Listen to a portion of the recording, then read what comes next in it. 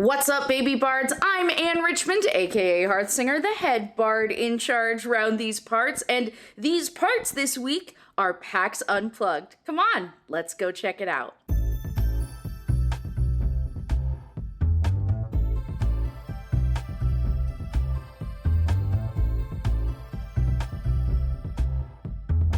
Whoa, it's me from the future, because the beginning of PAX was actually so insane that I forgot to actually give any context to the things that we were doing for like the first 3 events we attended. So I'm gonna tell you. So if you see future Ann, just pretend she's cool past Ann. So the first thing we did was to go to the PAX Storytime panel, and I've always loved these. This is a chance for PAX to invite a luminary from the industry to chat about anything.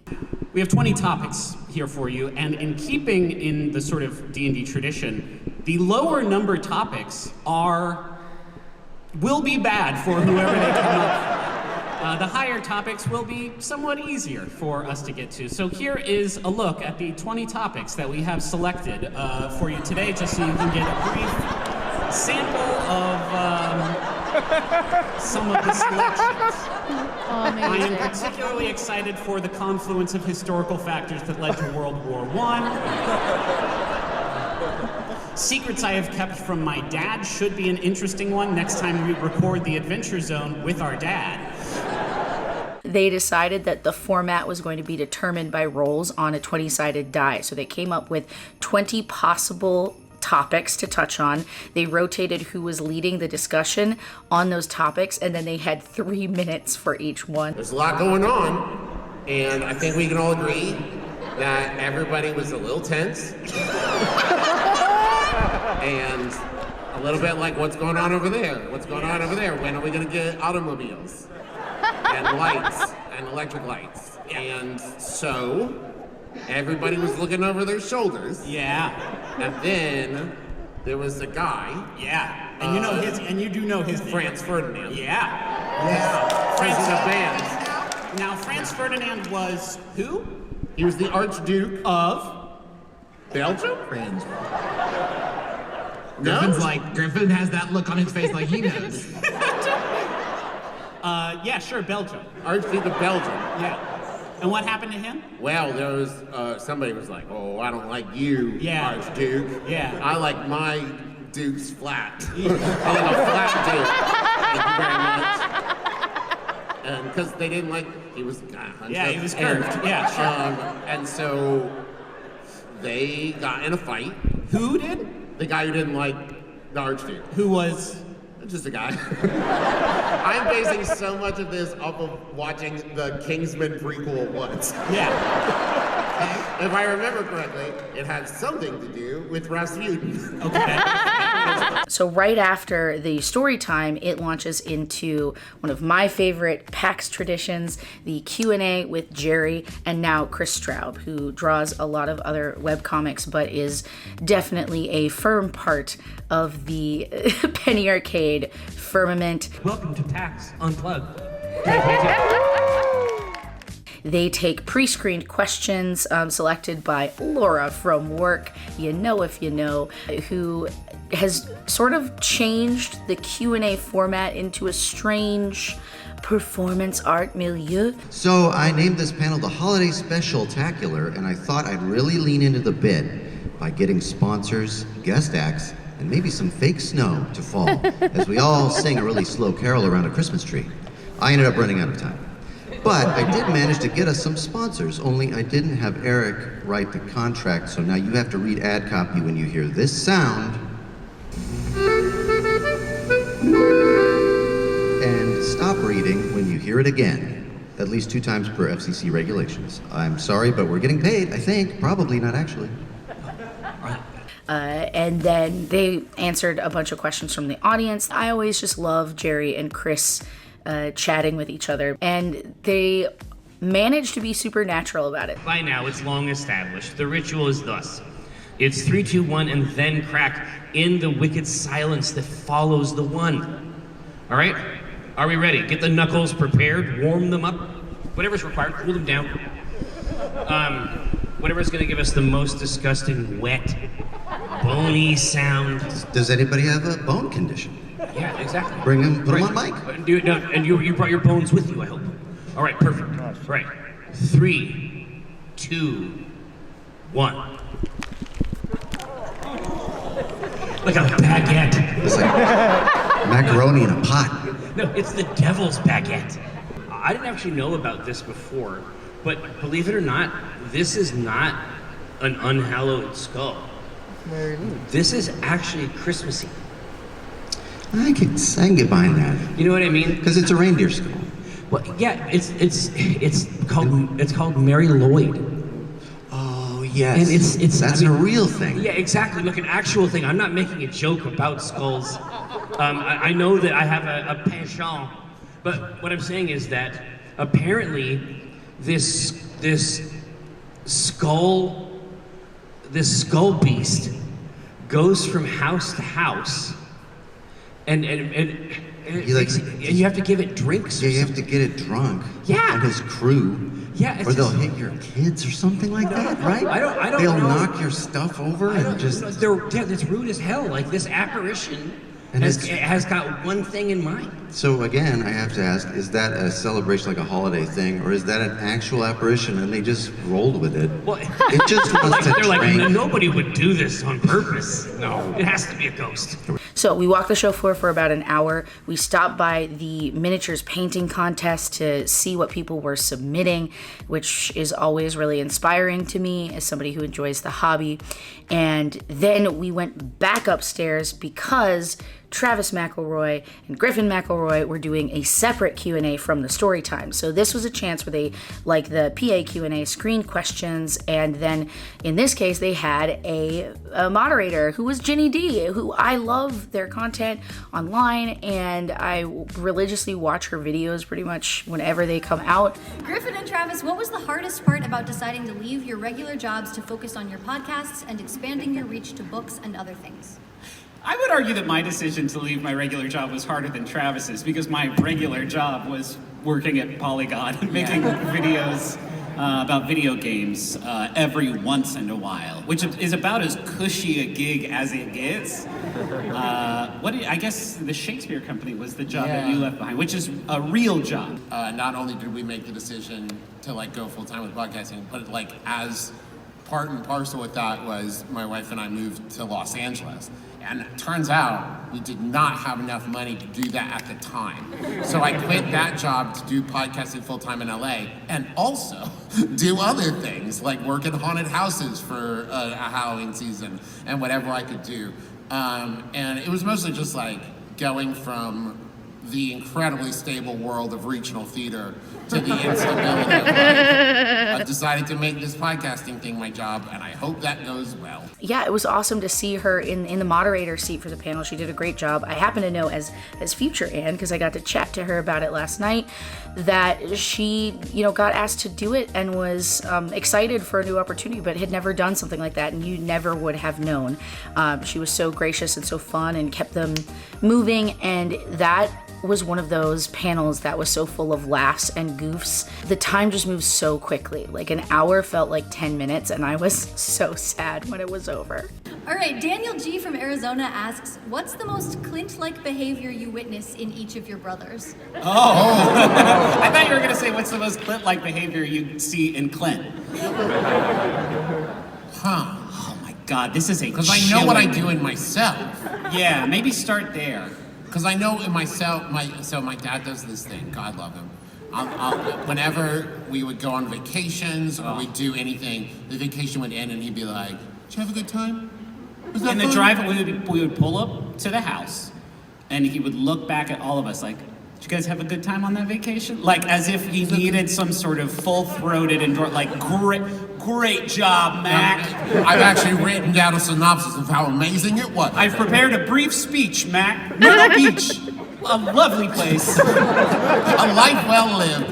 The number of times, especially when I turned 15, 16, then I'd be like, yeah, man, you were there. You remember? Don't ask me that. It's fine. But I catch myself doing that with my kids now where I'm like, was that fun? Did you have a good time? There's a concept I don't know, we didn't come up with kidding on the square, did we? No. I don't think so. Of saying something like as a joke, but really in your heart of hearts meaning it.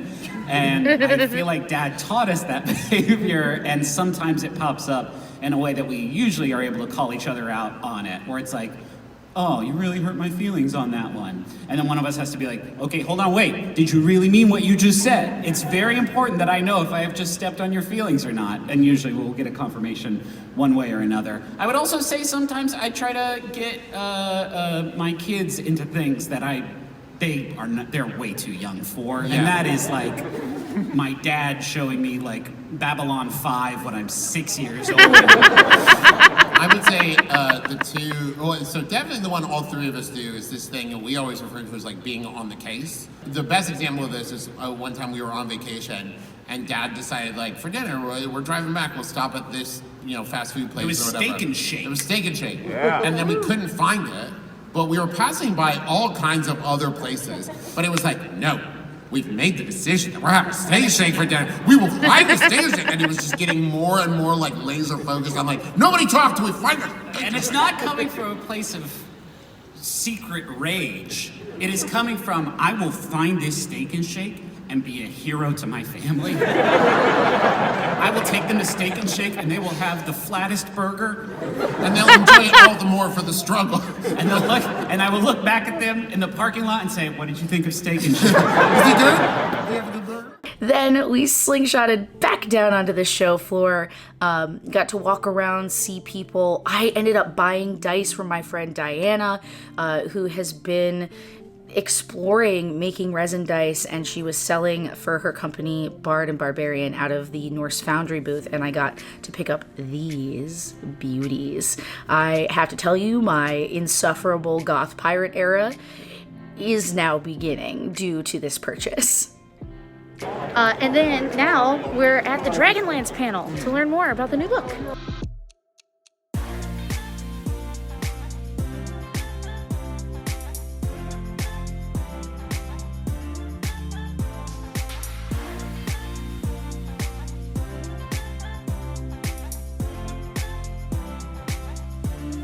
All right, I'm rounding out the first day of PAX by heading to the bar to meet some friends. Let's go.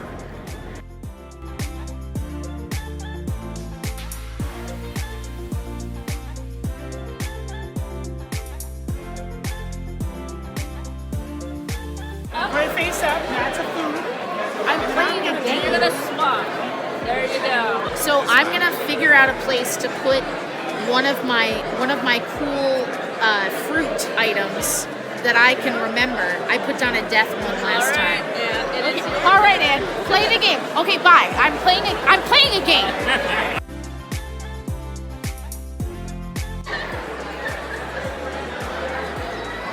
It's for you. One death for you. You got one death. I got All one right, I'm death. If I remember correctly. Is that a? No, okay, I did remember correctly, but I switched her. It's all. Oh no. That is a death.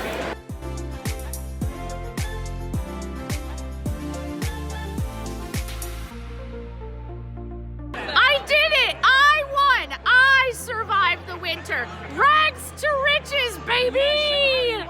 These are all mine. 4-inch goods. The whole.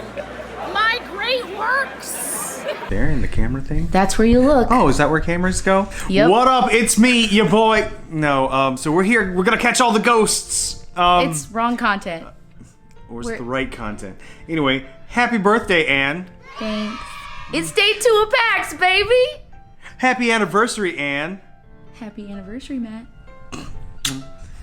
Gross.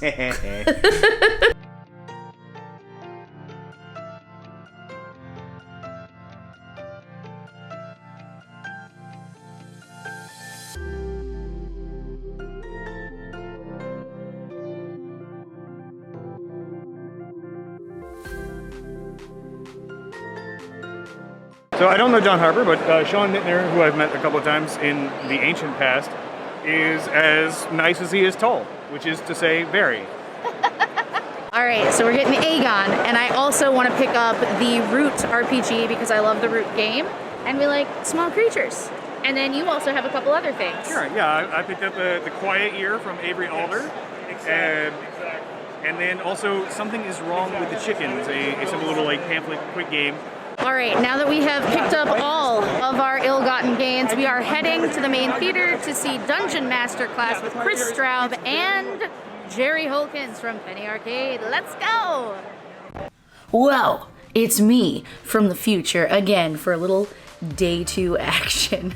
So one of the things that we did today was something that I'd heard about from other shows, which was the Dungeon Masterclass. Chris Straub, Jerry Holkins take the stage for one-on-one D&D.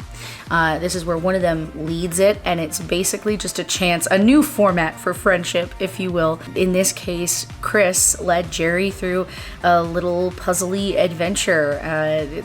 They are just so much fun to watch together, and I had a great time. Laura indicated to me backstage that whatever is happening to my voice after the first day of the convention, it's offered it a resonant, rich bass, and so I'm not responsible for any feelings it might stir. You find yourself in what seems to be a small cubic room. Looks like a medical laboratory almost. It's actually very clean except for Except for me. Yeah, you're the dirty one. Would it surprise you to learn?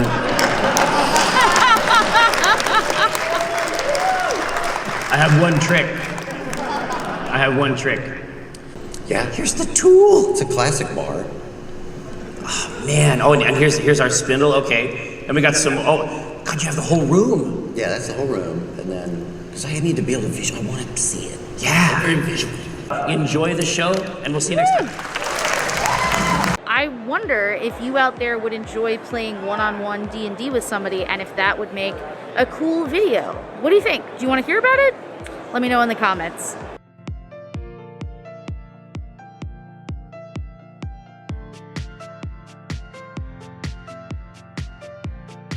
So for our birthday-versary celebration, Matt has gotten me the awesome tarot set that we talked about yesterday during the show that has a cool book that helps you use the tarot set in conjunction with character creations and other things. So definitely look for a video on that in the coming months. The other cool thing that they have in conjunction with that is a tarot reader. So we're gonna get our tarot read with the cards. Okay, so as you might already know, the Emperor is all about building and structure. It could be about being willing and able to take yourself seriously, take up space in the world, not be afraid to assert yourself. Page of Swords is a little bit of like returning to yourself, trusting yourself. Swords is the element of air, and it can do with ideas, how we think. Maybe you're being called to learn something new. So the page is kind of like a new beginning. So it's not exactly like a child. It's sometimes you'll see them called like the child of the deck, but I look at it as like maybe inner child and the wisdom that comes where you're recommitting to look at something in a new way maybe. And so you're ending with the moon, which can be seen as like a very intuitive card. It's a little bit of like a call to the wild. So in some ways, it's a little different from the Emperor energy. Like this is kind of like very structured and authoritative, whereas the moon is much more creative, intuitive, flowy. There's a lot of water energy with this. You know, there's a domestic side to us with the dog, and there's the more wolf-like energy that's a little more wild. So it's a little bit like being able to integrate the two things, like Emperor energy, which is very rational, logical, building things, but the moon is about getting in touch with what you're not as aware of. So my question is that, well, we're about to do a huge move across the United States, and I want to know how we can, like, what we should be thinking about in supporting each other through that process. I would see this as protecting your assets, but also not clinging too tight. I tend to look at this too as trusting that there's forces around you that are protecting you, and you've already built the Emperor again. Yeah. See, the 4 is tied to the Emperor. Trust what you built. Trust your resources. Keep things close to you, but also understand that you're going to have the intuition to know when to let things go. So, we got our tarot read. How do you Yes. feel? I never know. How am I supposed to feel? I think makes sense because you are in a period of trying to figure out how to do more of what you love to do, Okay. and trusting that internal voice that you have. What did you think about the advice about the move that we got? I couldn't really hear it. Well, So I think it was wow. it was or amazing. It was terrible. She said a lot of what the card was about Uh-huh. was holding on to things that are precious to you, but also and understanding, trusting the process. Uh-huh. But that things are going to come, challenges are going to come, and you might have to learn when to let go of certain things and not cling to things, and trusting that the things that need to move with us and that will carry forward in our hearts will continue to be there, while also making the effort to cling to the things that we know need help, that we really want to keep close to us and want to continue forward within our lives. And also just physical stuff, knowing when to let things go, which like I definitely struggle with because I'm a collector, and I don't want to say hoarder. I don't want to say it. I wouldn't. Internet, I wouldn't say it, and I won't. I was talking about somebody else. Surprise, Internet. Oh yeah, hey. We're moving.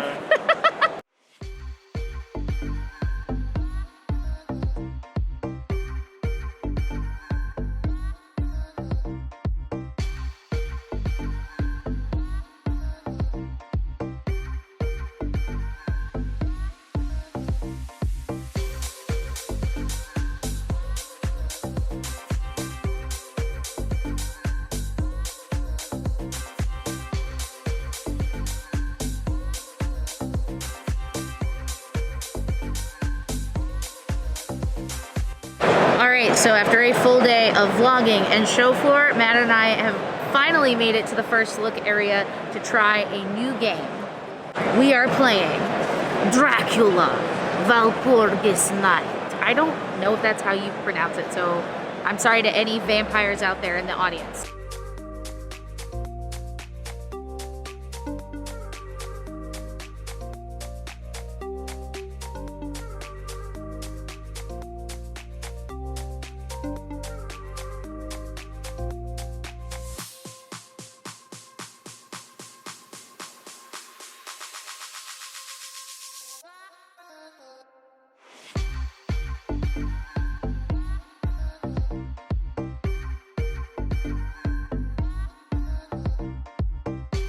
Speaking of themes, like and subscribe. Get it? All right, we have collected our friends, and now it's time for ACK Inc. Previously on Acquisitions Incorporated, our heroes finally left Revel's End prison. The party actually escapes Revel's End. We will be able to mind control all of the clones manufactured here in this facility all across Faerun. The Archfey Megacorn reveals another shocking truth. I am Celestiana, the Duchess of Delight. I will accept another intern. But Tiny Tim is mid. She points her horn and there is a massive cone of violet light. All of them now start dancing in place. This is fucking horrifying. This is Acquisitions Incorporated. I think that's my action, so I can't stab her. But I action surge and I stab her! Nice.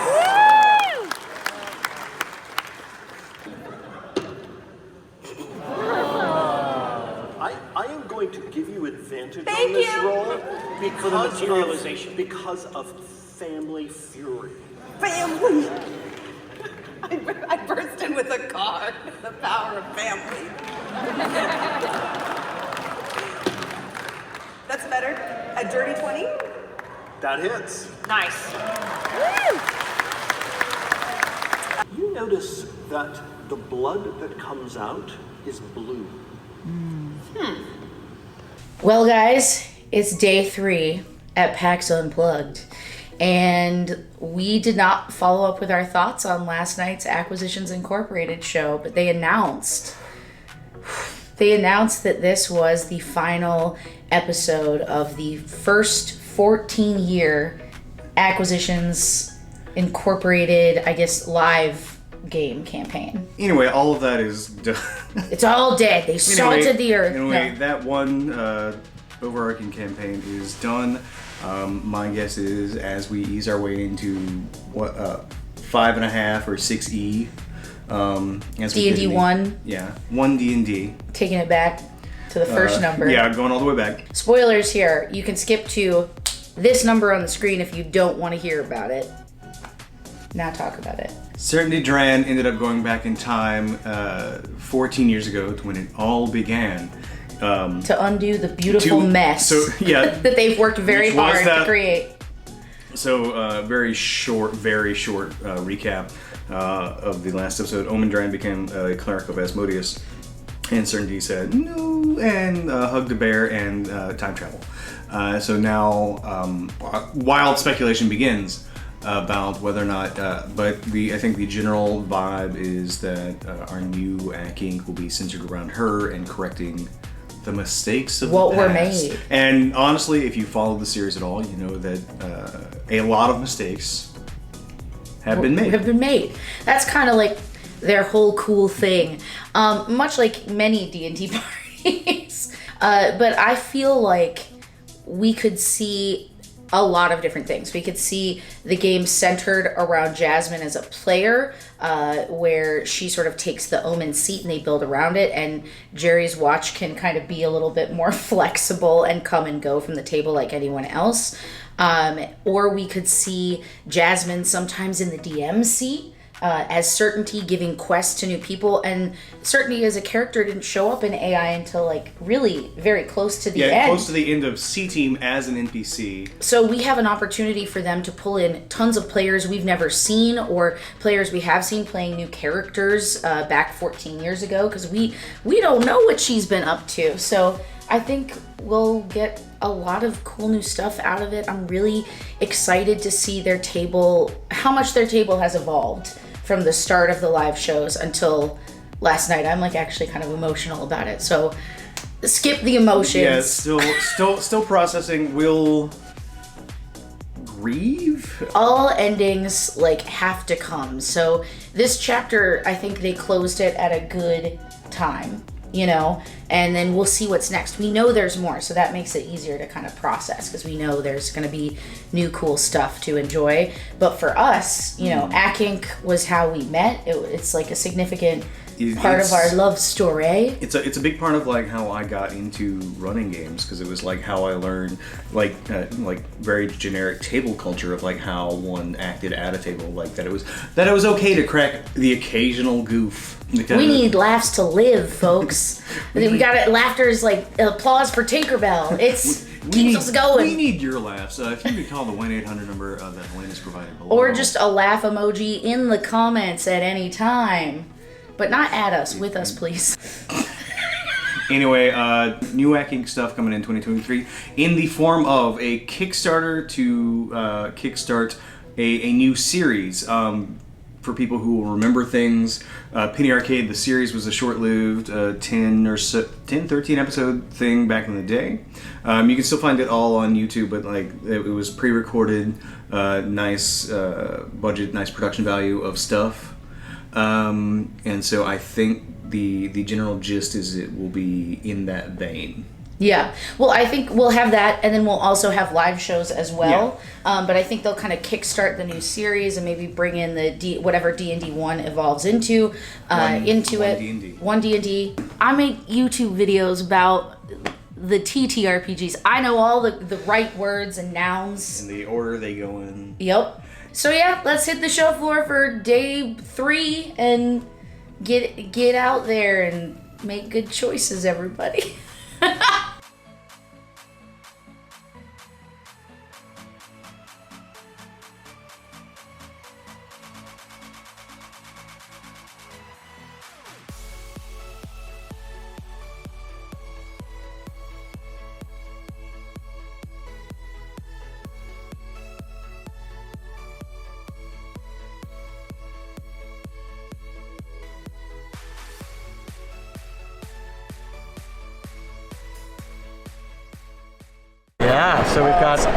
We've got the encounter cards done.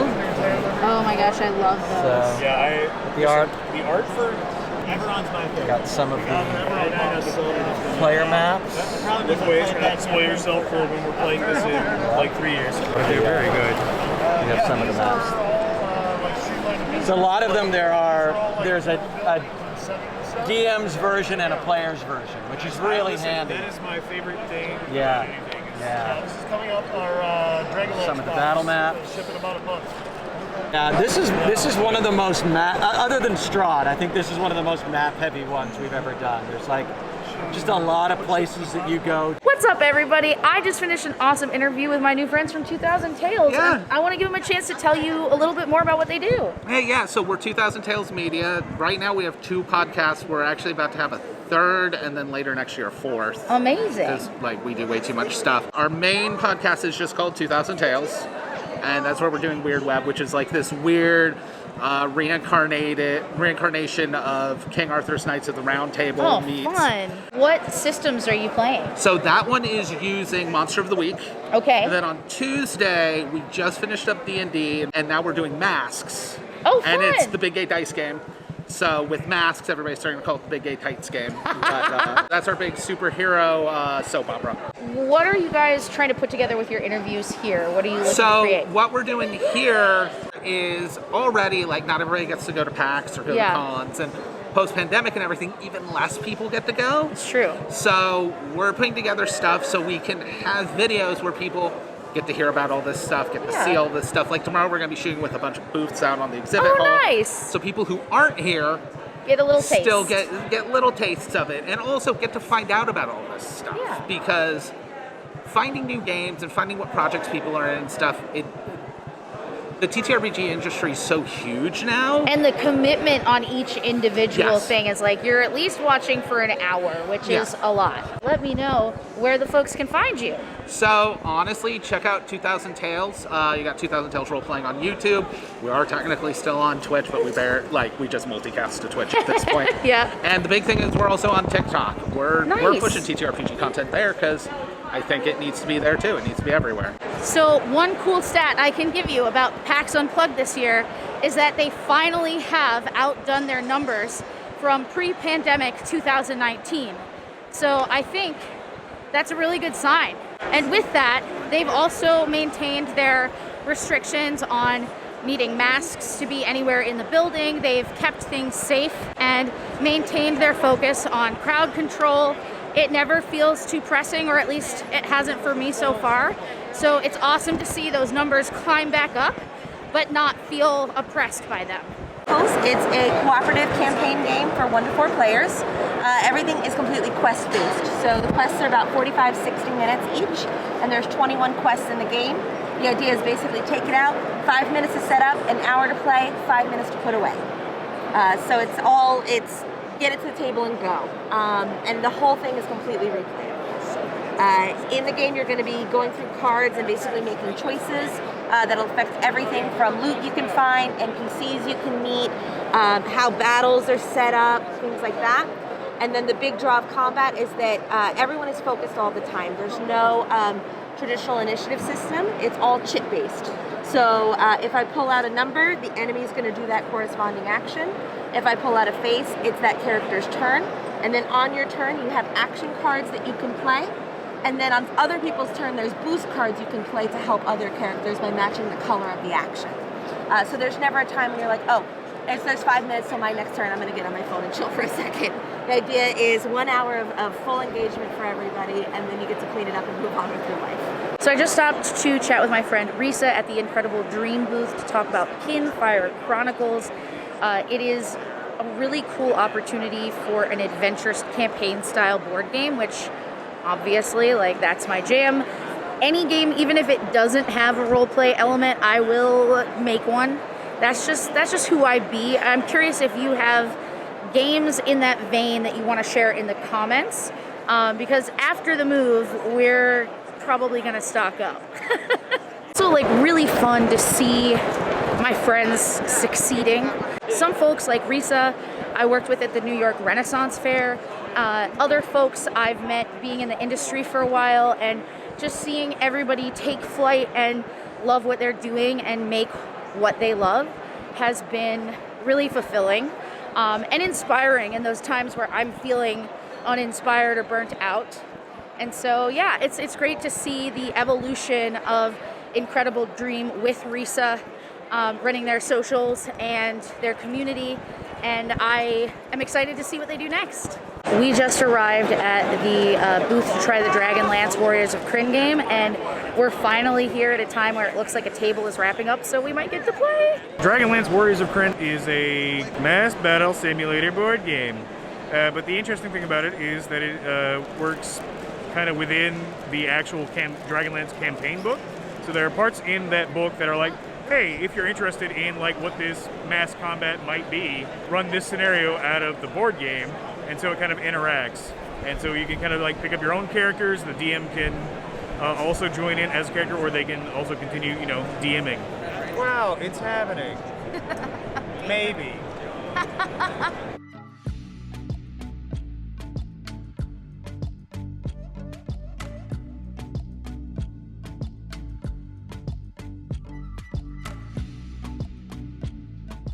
All right, so we played Warriors of Krynn. It happened. It did. What did you think? I had a swell time once we got into it and found a third person. Ian? If you're out there. Shout out to Ian. You're fantastic, Yeah. and thank you for giving me an hour of your life. Your Warlock pack dividends will be paid out in full. It's 3 to 5 players. Yeah, 3 to 5 players. And so we played with 3, which they warned us was going to be tough. Like, that it would be a challenge because there's not as much action to go around. In the world of Krynn, wizards are super neat. My thing was like teleporting and a lot of like changing die rolls. Yeah, you were like twisting fate. My role was as a sorcerer, and the things that I did were like, it was a chaos sorcerer, so I like could pick up a bunch of equipment and then choose one. But mostly what I ended up doing was going to objectives and then using my action economy to take those objectives, not using my sorcerer abilities. So you use like the same ability scores that fuel your character in game. They are represented by cards that you can use to like trigger certain abilities. So you might have charisma cards or dex cards or wisdom cards or int cards, etc. But I just ended up kind of trading them in to do things that weren't my sorcerer things. So then Ian chose to be a druid. We sort of would move around the battlefield trying to handle objectives before the opposing forces destroyed and decimated the like mainline troops of the giant battle simulator. Yeah, so the way a turn kind of worked is you knew how the battle was going to happen at the beginning. Yeah, you pull the event card. So your character can kind of spend a moment to figure out like how you want to deal with what's going to happen at the end. And then knowing that, then you use your 4 actions for your character to try and like mitigate the damage and the chaos that's going to cause for the whole team. It felt a little bit like you needed to really focus on the objectives and mitigate the big battle stuff where you could. Yeah, I think mitigation is definitely the key word, because one of the main points is that the dragon armies are an overwhelming force. So they will win if you do nothing. Yes. So you can already see that the dragons way outnumber you. So they're not going to be adding. Okay, anything. so we are the purple ones? You are the purple. Okay. Purple that is correct good. and right. Well, that's upsetting. Purple is good and correct and right, and red is bad and not right. It's good to know. Basically being a stopgap to them while you accomplish the objectives. Yeah. You get your MacGuffins and what have you to save the world. And the other thing that you can do is you as the character, as the hero, can take damage as if you are stepping into the fray and being a part of the battle. So you can soak damage and keep your troops up to defend, but ultimately, like, you will get overwhelmed. So you got to get your cool abilities off to heal and to trade items off, and in that way the synergies between the characters, the heroes in the game, did mimic what it feels like at the table when you're trying to get heals out, when you're trying to pass off. Okay, if you do this, I'll do this, and you do this, and then win. The one sorcery thing that I felt reflected the class to me was because I could usually spend time like picking up extra items and stuff. It felt like I was building up, you know, in essence, like a kind of sorcery point bullshit meter where I suddenly had all of these free actions that I could take outside of the normal amount.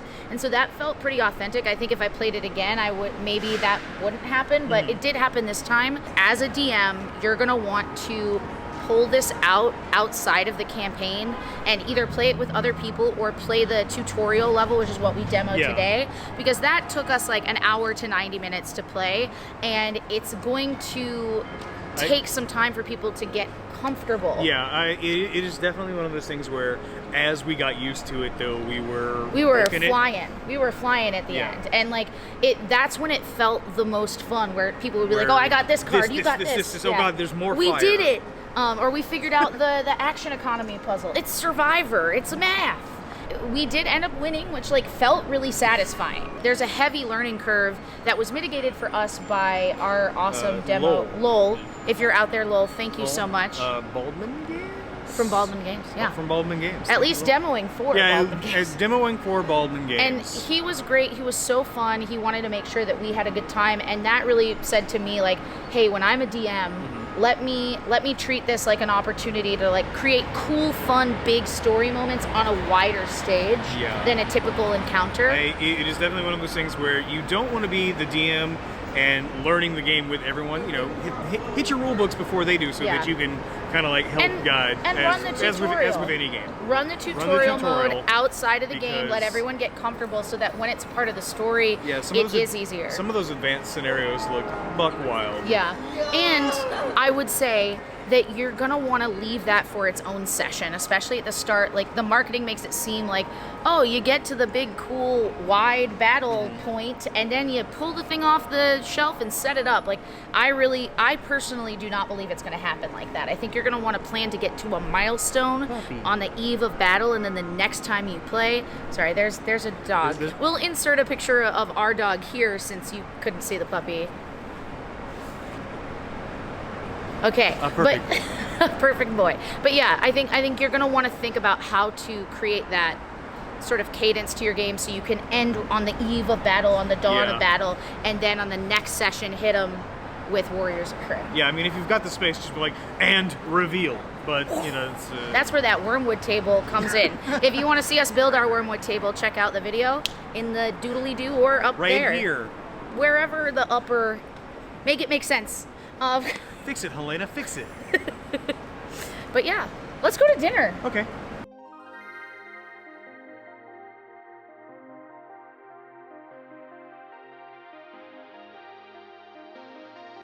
Well, we went to the Circle Bar at the Marriott. We got to see friends that we haven't seen in a long time. There are people that we see at PAX that we don't get to see at really any other show, and that's pretty special. And for me, it's also a time to go around and meet people that I've only seen online and get to chat with them and tell them how much I love what they make and see if there are opportunities for us to work together in the future. So, man, it's a lot. How are you feeling at the end of the line here?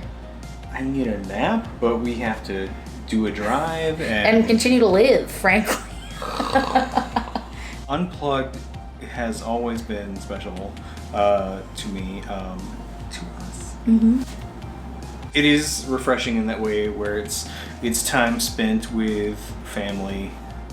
Found family. Yeah, you're definitely a lot of found family, and it is refreshing in that way where it's just it's good to just be. And you get to see like what people are doing now that it's a year after you caught up with them, and it's a year or 5 years or 2 years, or even if you've been to a different show with them, it's like 6 months. Hey, if you enjoyed coming along with our PAX adventures and you want to see more, I make new TTRPG content. And sometimes cosplay and other things right here on this channel. So please like, subscribe, and come back for more right here on Hearthsinger Games, and leave a comment. Let us know what you want to see from us, from me in the future. And you can find us, I'll put Matt's social information in the doodly-doo down there along with mine. And we'll see you next time. Bye. Hey guys, normally when the the show ends, I sing something. Matt, give me a beat.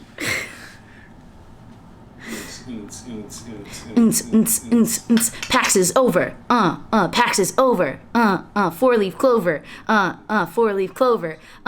Feeling luck. Giving things that rhyme with luck. Truck. I'd like to drive a truck. Bug.